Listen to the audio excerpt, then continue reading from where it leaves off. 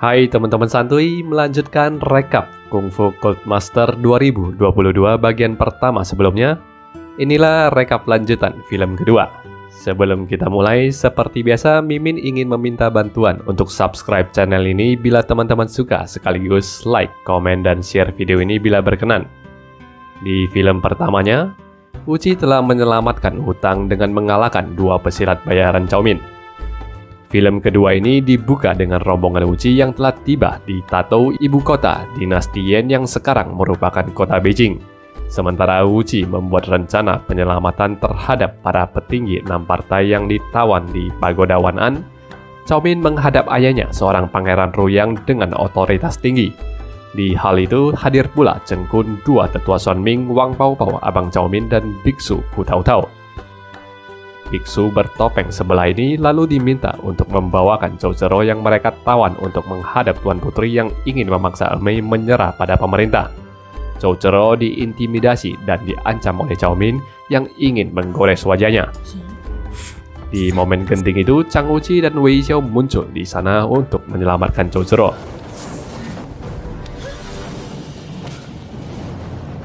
Dugaan Cao Min bahwa Wuqi menyukai Zhou Zero pun semakin kuat karena bukan hanya Wuqi tidak menghindar saat ditusuk Zero di puncak terang, malah sekarang Wuqi datang menyelamatkannya.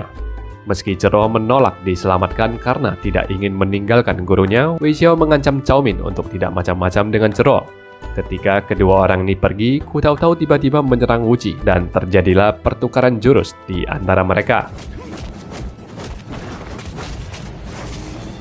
Setelahnya, Hu Tao Tao berlutut menyambut sang ketua, memberitahukan namanya adalah Fan Yao sambil diperkenalkan oleh Lang Putih bahwa Hu Tao Tao adalah penasehat kanan Ming yang telah lama menghilang. Fan Yao kemudian menceritakan dulu ia sengaja merusak wajahnya agar tidak dikenali Cheng Kun dan menjadi mata-mata kerajaan selama ini. Mereka tahu bahwa jika ingin menyelamatkan para petinggi 6 partai yang ditawan di pagoda dan tengah terkena racun semua, mereka harus mengobati racun para tawanan terlebih dahulu. Lalu, Fan Yao pun memberitahu obat penawar itu disimpan oleh dua tetua Xuan Ming. Salah seorang tetua Xuan Ming lalu diumpanin selir Pangeran Ruyang. Salah satunya lagi dijebak oleh Fan Yao saat meminum arak.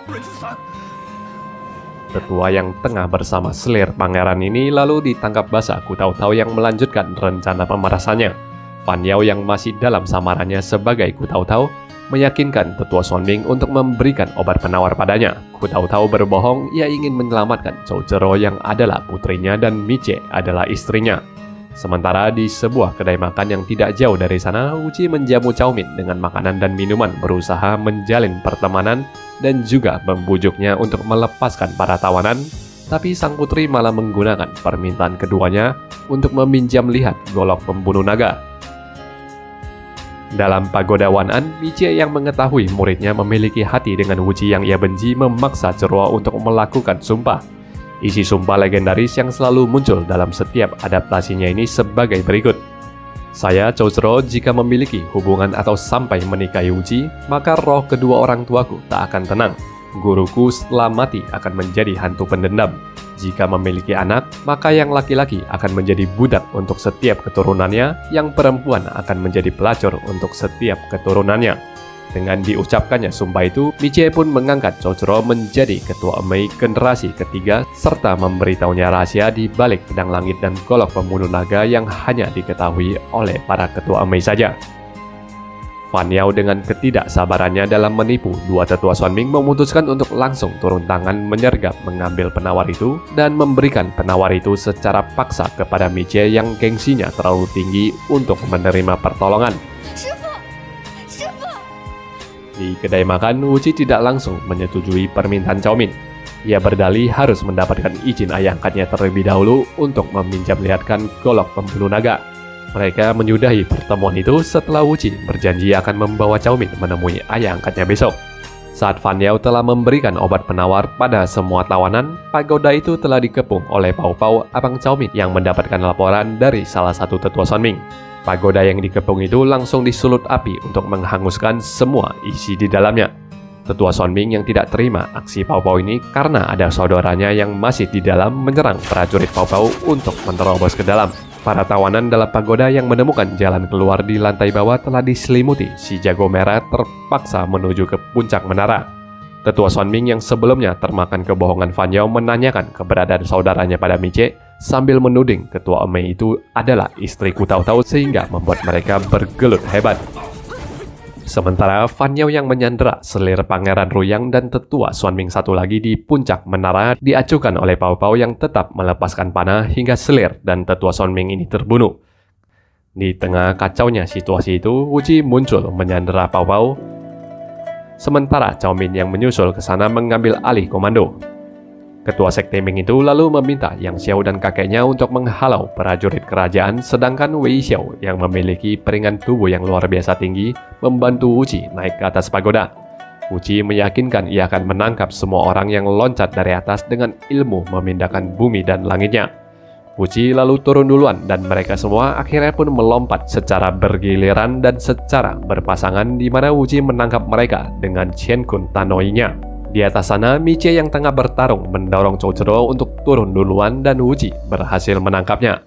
Saat Tetua Xuanming yang menemukan saudaranya telah tewas, ia pun loncat ke bawah diikuti oleh Miche. Di tengah udara, Miche terkena tapak es dari Tetua Xuanming, sedangkan Tetua Xuanming itu didorong oleh Wuji ke dalam kobaran api. Miche menepis pertolongan Wuji yang ingin menyambutnya dan ia pun terjatuh tanpa kontrol, menghembuskan nafas terakhirnya setelah itu. Berhasil menyukseskan misi mereka menyelamatkan semua tawanan, Wuji lalu melepaskan Pao Pao setelah dimohon oleh Cao Min. Mengetahui semua tawanan mereka telah hilang, Pangeran Ruyang yang marah besar memaki putrinya yang tidak becus. Kekuasaan Cao Min untuk menggerakkan prajurit dicopot oleh ayahnya sendiri dan Cheng Kun diberikan kepercayaan untuk menjadi pemimpin. Esoknya, Min Min yang masih tidak percaya dengan nasibnya yang berubah dalam semalam ditemui oleh Wuji yang menepati janjinya. Wuji lalu menghiburnya dan mereka berjalan di bawah hujan salju sambil diawasi oleh Xiao Zhao yang hanya bisa bersedih, memasrahkan Wuji yang juga ia sukai. Xiao Zhao lalu mengirimkan pesan melalui seekor merpati. Pada kesempatan itu juga, Wuji dan Cao Min menemukan Zero yang tengah ditantang oleh saudara seperguruannya. Kakak senior Ting Minchin menolak mengakui Zero sebagai ketua baru dan memberikannya masalah sehingga Cao Min pun memiliki ide untuk menyelamatkan gadis itu. Ia muncul mengintimidasi para Emei dan Wuji menyamar sebagai bawahannya menakut-nakuti mereka. Zero sebagai ketua lalu ditawarkan Cao Min untuk meminum racun sebagai syarat murid Emei lainnya dibebaskan. Setelah Zero memakan racun itu, sementara murid-murid lain segera mengambil langkah 1000, Zero sempoyongan dan pingsan di tempat. Ia tersadar kembali di atas sebuah kapal yang tengah menuju ke ujung utara. Cao Min dan Wuji menyapanya memberitahu mereka hanya memberinya obat bius untuk menyelamatkan Zhou Zero yang dibuli oleh saudari-saudarinya. Ditemani oleh 3 wanita, akhirnya Wuji tiba di Pulau Es Api. Ia mendapati ayah angkatnya yang tengah dirantai di atas tebing dan segera ingin menolong malah tiba-tiba diserang balik. Ternyata itu adalah musuh dengan pakaian seperti orang Persia, dan dalam pertempuran yang lebih lanjut, Wuji juga sadar ia tidak hanya melawan 1 orang tetapi 3 orang. Dalam pertempuran sengit itu, hadir juga seorang wanita bercadar ungu yang mengawasi dari kejauhan. Wuji yang dibawa tekanan meminta dilemparkan golok membunuh naganya, tapi Xiao Zhao malah berlari menuju ke sebelah wanita bercadar ungu itu. Wuji lalu diberitahu orang yang ia lawan adalah 3 utusan Persia yang berkungfu tinggi, sedangkan wanita di samping Xiao Zhao adalah Tai Chise, ibu Xiao Zhao sekaligus salah satu dari 4 raja pelindung Ming. Rupanya selama ini, Xiao Zhao diberikan tugas oleh ibunya menyusup ke Ming untuk mendapatkan ilmu memindahkan bumi dan langit. Tai Chise menolak untuk memberikan hormatnya kepada Wuji yang adalah ketua Ming karena ia adalah seorang gadis suci dari Sekte Ming Persia, di mana asal-muasal Sekte Ming sendiri memang dari Persia. Jadi bisa dibilang Sekte Ming yang dipimpin oleh Wuji ini lebih inferior ketimbang Ming Persia. Sementara kapal yang ditunggangi Wuji diledakkan oleh kapal perang Persia, pertarungan Wuji melawan 3 utusan dilanjutkan kembali. Cao Min yang lumayan kaget melihat bentuk senjata aneh yang digunakan oleh musuh, lalu diberitahukan Wuji bahwa itu adalah Seng Huoling atau tablet api suci senjata sakral Sekte Ming Persia. Tai Chise lalu memberikan Wuji waktu 1 hari agar menyerah padanya dengan mendemokan keseluruhan jurus Chen Kun Tanoi, karena jurus memindahkan bumi dan langit itu memang merupakan jurus dari Persia yang telah hilang. Wuji yang mengenal baik pulau itu, kemudian menemukan ayah angkatnya yang bersembunyi di sebuah goa. Xie pun merasa bahagia bisa reuni kembali dengan putra angkatnya. Mereka lalu berdiskusi. Wuci cukup bingung, jelas-jelas Xiao Cao tahu akan ilmu memindahkan bumi dan langit karena Xiao Cao lah yang membacakan ilmu tersebut untuknya dilatih saat mereka di puncak terang. Kenapa Tai Chi malah sekarang menagih ilmu itu darinya? Cao Min dengan yakin mengatakan bahwa Xiao Cao suka kepada Wuci sehingga Xiao Cao tidak mengkhianati Wuci dan berpura-pura tidak tahu akan ilmu itu. Dan Cao Min terbukti tepat karena Xiao Cao berusaha kabur dari para Persia. Wuci berhasil memotong kejaran itu sehingga terjadi pertarungan sengit melawan ketiga utusan itu. Serangan tablet api suci dari lawan sangatlah dahsyat. Cao Min yang mengamati salah satu tablet itu dan cetakan tablet-tablet yang membekas di salju akibat pertempuran yang berlangsung mulai merangkai kata-kata yang tertanam di baliknya. Setelah Cao Min membacakan rangkaian kata-kata itu, kekuatan bertempur Wuci pun meningkat. Dapat dibilang ilmu di balik tablet api itu adalah pelengkap bagi ilmu memindahkan bumi dan langitnya, sehingga ketiga utusan Persia itu dikalahkan dan kabur dari sana. Sebuah tablet yang dilemparkan ke arah Xiao Cao oleh salah satu utusan Persia yang kabur itu ditepis oleh Cao Zhero menggunakan badannya. Cao Zhero pingsan tak sadarkan diri, sedangkan Xiao Cao meminta maaf atas identitas aslinya kepada Wuci. Cao Min dan Xie saling berdiskusi soal rahasia di balik pedang langit dan golok pembunuh naga. Keduanya mengadu senjata itu berkali-kali, tapi tidak ada yang terkuak dari itu. Kekalahan para Persia tidak membuat masalah selesai. Xiao Cao mendapati kabar ibunya Tai Chi akan dibakar dengan api akibat kegagalan Tai Chi dalam mendapatkan kembali ilmu Chen Kun Tanoi. Xiao Cao pun memohon pada Wuci untuk membawanya menerobos kapal itu, dan esoknya Wuci kembali mengalahkan tiga utusan Persia di atas kapal. Setelahnya, Xiao Cao menukar pakaiannya dan menjelaskan pada Wuci bahwa para Persia Ming tidak akan lagi mengganggu Wuci maupun Xie karena ia telah berjanji kepada tiga utusan itu untuk memberitahukan ilmu Chen Kun Tanoi yang memang adalah jurus pusaka milik Persia Ming. Xiao Cao juga mengambil tanggung jawab ibunya untuk menjadi gadis suci sekaligus ketua sekte Ming Persia. Itu artinya Xiao Cao tidak bisa mengikuti kemanapun Wuci pergi lagi karena ia harus kembali ke Persia dan ia menyatakan selamat tinggalnya pada Gongzhe. Untuk mengusir kesedihan perpisahan dengan Xiao Cao, Xie Wuci dan Cao Min meminum arak hingga mabuk di sepanjang malam itu. Sementara Cao Zhero masih belum juga menyadarkan diri. Di saat Chang Wuci terbangun keesokannya, ia mendapati semua orang di goa itu telah hilang bersama dua senjata pusaka. Setelah mencari ke seisi pulau, ia menemukan Cao Zhero yang terbaring di pinggiran pantai. Melalui Zhero yang dipulihkan, Wuci kemudian mempelajari Cao Min telah mengkhianati mereka dengan mencuri golok pembunuh naga dan membawa Xie pergi sebagai sandera. Zhero menyatakan kini hanya Wuci satu-satunya keluarga yang ia miliki. Selamanya ia akan menjadi wanita Wuci dan menciumnya. Adegan selanjutnya di malam itu bisa teman-teman tafsirkan sendiri. Lalu pasangan ini kembali ke puncak terang. Beberapa waktu setelahnya, sebelum mereka melangsungkan pernikahan, Cao Zhero berkonsultasi kepada Wuci soal pelatihan kungfu baru yang diwariskan oleh Miche kepadanya, bahwa ia tidak memiliki kecukupan tenaga dalam untuk melatih jurus itu, dan Wuci berjanji akan menyalurkan Jiu Yang Shenkongnya untuknya. Dalam kurun waktu yang tidak terlalu lama, Zhero menunjukkan peningkatan ilmu cakar yang cukup pesat sambil diawasi oleh Fan Yao, dan Fan Yao kemudian menemui Cao Min. Ting Minjin yang mengambil kesempatan untuk menjabat sebagai ketua Mei setelah peristiwa Zhero diculik, tiba-tiba diserang oleh Song Jingsu.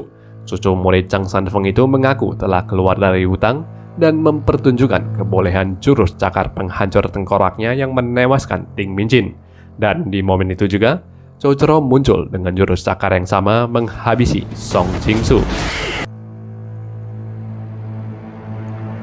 Saat hari pernikahan berlangsung, Cao Min muncul di sana menggunakan permintaan ketiganya untuk menuntut Wuci membatalkan pernikahan sambil memperlihatkan beberapa helai rambut Xie sebagai ancaman. Khawatir nyawa ayah angkatnya dalam bahaya, Wuci memutuskan untuk meninggalkan acara pernikahannya dan pergi bersama Cao Min.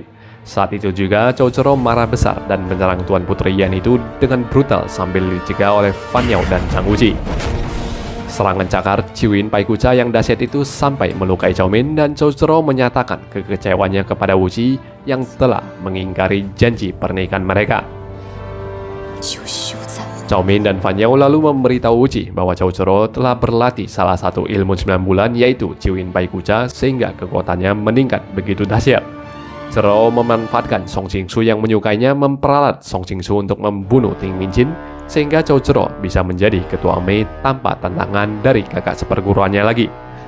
Saat di Pulau Es Api, Cao Zoro hanyalah berpura-pura terluka dan telah menaburkan bubuk pelemas tenaga ke dalam arak yang mereka minum. Cao Zoro lah yang mencuri kedua senjata pusaka itu yang gagangnya disatukan dan diputar hingga keluarlah lempengan-lempengan besi dari senjata itu yang berisikan ilmu 9 bulan. Saat Cao Min terbangun, ia melihat semua itu dan berhasil melompat ke dalam laut dari kejaran Cao Zoro, sedangkan Xie kini ditahan Cao Zoro di markas Emei. Di sana, Cao Zoro ditemui oleh Cheng Kuan yang membujuknya untuk bekerja sama menyelenggarakan acara penyembelihan singa. Dengan hasrat untuk membalas dendam terhadap Wuji yang mengkhianati cintanya, Cao Zoro pun menjalani rencana yang disarankan itu, mengundang semua pesilat untuk membunuh Xie Xun. Di podium megah itu, ajakan Cao Zoro untuk menyembelih singa emas ditantang oleh para Ming tentunya. Wei Xiao yang maju tidak mampu menahan serangan gencar dari cakar lawan hingga Chang Wuji sendiri yang harus turun tangan. Di momen itu juga, Cao Zoro mengakui bahwa dirinya lah yang mencuri dua senjata pusaka dan memfitnah Cao Min. Akan tetapi, ia tidak akan memaafkan Chang Wuji yang telah mengkhianati cintanya. Cao Zoro lalu menggunakan jurus cambuk ular yang adalah bagian dari ilmu Chiwin Chengqing untuk menghadapi ketua sekte Ming. Sementara di aula luar ini terjadi kericuan besar, ternyata Cheng Kun telah memanfaatkan Cao Zoro. Ia menghabisi semua murid Emei yang ada di dalam dan mengambil golok pembunuh naga dan pedang langit untuk dirinya. Zoro yang akhirnya sadar ia telah diperalat bertarung mati-matian melawan Cheng Kun yang menguasai jurus kebal Jin Kang Shaolin. Semua serangan ketua Emei ini tidak berguna dan dipatahkan dengan mudah.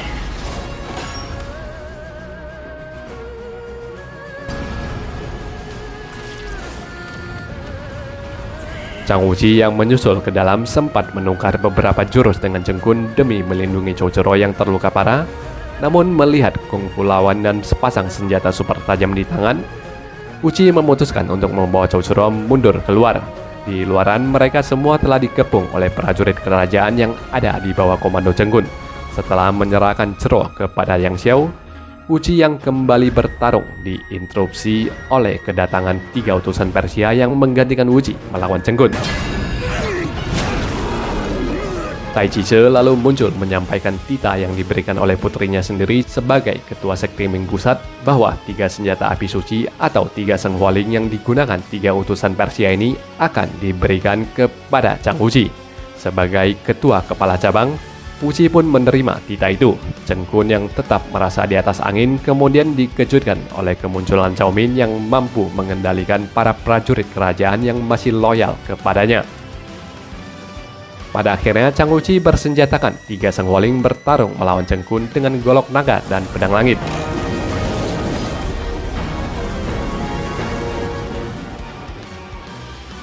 Setelah melalui serangkaian pertukaran jurus yang sengit, serangan Wuji mampu menembus ilmu kebal Jin Kang milik Cheng Kun yang kemudian memberontak marah-marah. Singa Mas Xie Xun yang difitnah oleh Cheng Kun sejak berpuluh-puluh tahun yang lalu tidak mengambil nyawa penjahat itu, tetapi Xie Xun melumpuhkan semua kungfunya. Usai semua itu, Cao Zoro yang sadar kalau dirinya akan segera dijemput malaikat kematian meminta maaf pada Wuji atas aksi pengkhianatannya dan juga merangkul tangan Cao Min memberikan kalung yang Wuji kecil hadiahkan padanya dulu kepada Cao Min.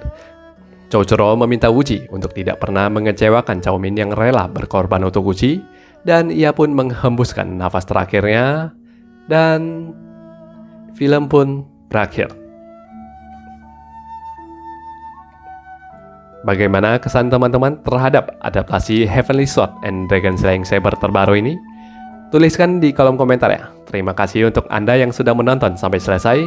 Please like video ini kalau teman-teman suka, subscribe agar bisa mengikuti rekap maupun review film-film selanjutnya. Sampai jumpa dan bye-bye.